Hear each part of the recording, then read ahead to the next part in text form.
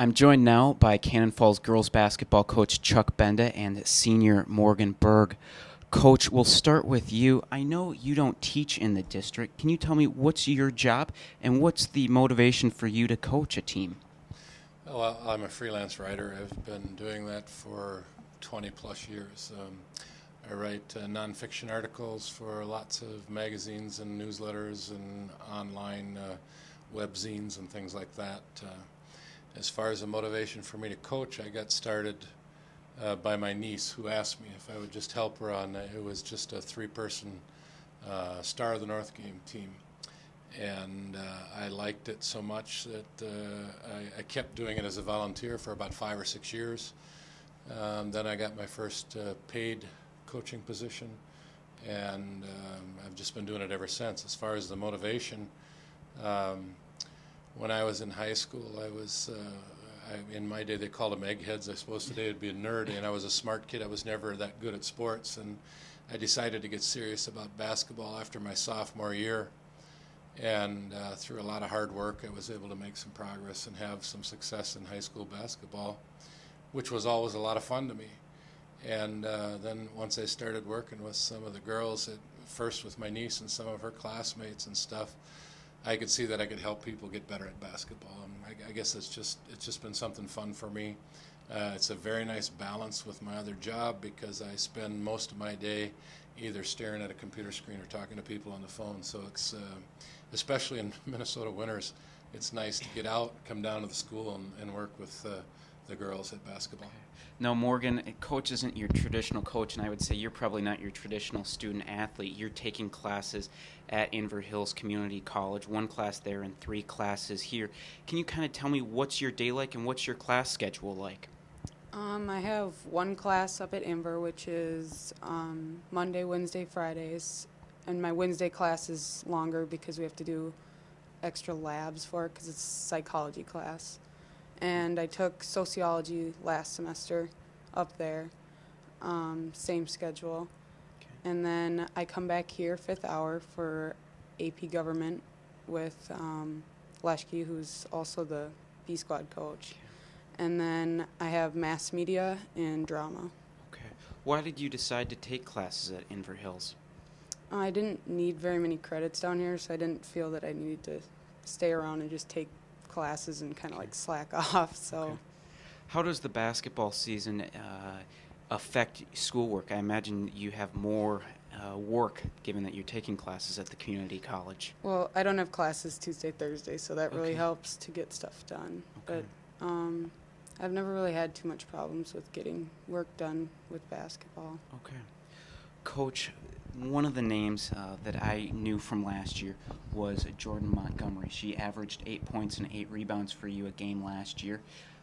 This year she missed a few games early in the season with a knee injury. I saw her play the other night, but I didn't really have anything to compare that to because I wasn't able to watch you last year. Can you tell me where she's at? Where's her mobility at? And how does she compare to the way she was playing last year? Well, I guess first of all, I think from a standpoint of pain, discomfort, I think she's 100% there. I don't think she's probably 100% in terms of being able to move as fast and as freely as she did. I think that takes maybe a little longer, after the pain is gone.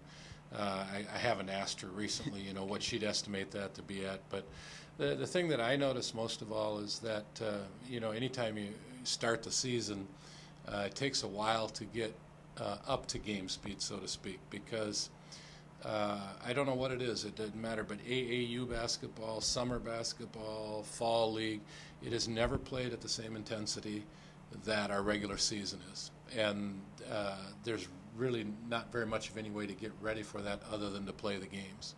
So I'd say right now she's still behind where she would be had she played those 6 games that she sat out. But she's been coming around, getting a little more comfortable shooting, and been doing a great job on the boards. And defensively, I think in the next game or two we'll probably see some more scoring production as well as she gets more comfortable. I have to imagine she's in a little bit of a tough spot. If anyone's a local girls basketball fan, you know the Montgomery name in Cannon Falls because both of her sisters are now playing Division I. I have to imagine there's some pressure and there's some expectations that come with that. How has she handled that? Well, I don't know that I'd be the one to answer that as far as the pressure and stuff. I personally try to approach every basketball player as an individual, and it would be both unfair and not useful to expect one person to be the same as a sibling or something like that. I think Jordan has some skills that her sisters didn't have. And, I mean, clearly, you're looking at Corey and Alex, they're very talented basketball players. But I think the way that I approach it as a coach is, like I said, just each person is an individual. We go from there. I think, I can't really speak for Jordan, but I could guess there would be some pressure. But I think she's handled that pretty well and seems to be her own player. You talked about some of the things that she does well that stand out for her. Can you elaborate on that a little bit? Well, she's a very good rebounder. She's got long arms and a nose for the basketball. She's a good rebounder and a pretty good defender, especially inside.